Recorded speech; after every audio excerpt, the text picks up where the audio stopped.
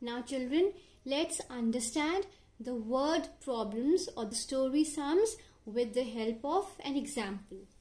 Now all of you remember the steps. The first step is to read the question. So all of you put your pointer finger and read with me.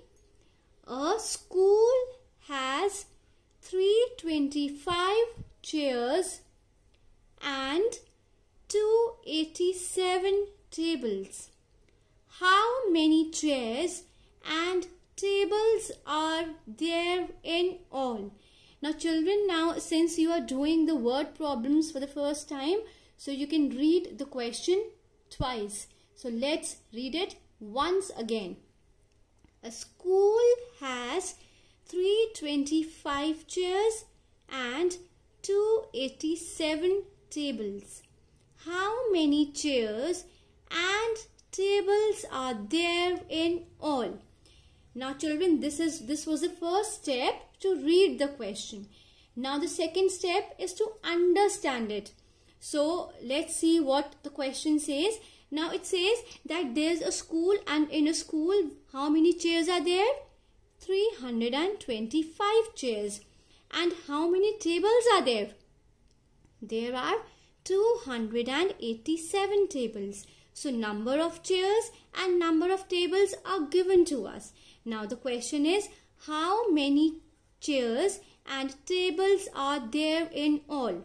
Now the second one is to understand. Understanding means what is given to us. So given to us is 325 chairs and 287 tables. This is given to us. Now let's try to find out the keyword or the clue word of addition. How many chairs and tables are there in all? Yes, here we get. So this all word will help us to find out which operation we have to use. And this is the keyword for addition. So here we are going to add. So given part we have done. Now we want to see that what has been asked. It has been asked that total how many chairs and tables are there when we combine both of them. Now the third step is to think what to do. Now since we already know the clue word is all, so that means we have to add. Now let's start solving it. Now solve the way I am solving the question. Now what is 325 chairs? So let's write down here chairs. So chairs are 325. 325. Now next are tables. So how many tables are given to us? 287. Now this much is already given to us and we know that we have to add. So let's put a plus sign. Now remember to write the digits in the correct column. That is very important, to write the digits in the correct column and to put the sign of plus. Now the final step was to solve the question. So to solve it, what will we write here? Let's write in all. That's it. Let's make it very simple. Now let's solve it now. First we always add the ones place. 5 in mind, 7 on fingers. 5 plus 7. Yes, it is 12. So let's carry forward 1.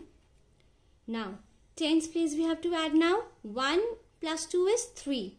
Now 3 in mind and 8 on fingers. So 3 plus 8, forward counting, 11. So again we have to carry forward 1. And finally let's add the hundredths place. 1 plus 3 is 4 and 4 in mind, 2 on fingers, what do you get? Yes, 6. So in all we have 612 chairs and tables. Now children, remember, after solving it, don't forget to write the answer. So the answer is 612. And what are 612? Chairs and tables. So let's write down chairs and tables.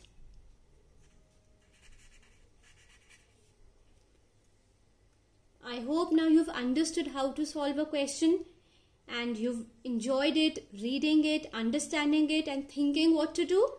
Now let's take one more example.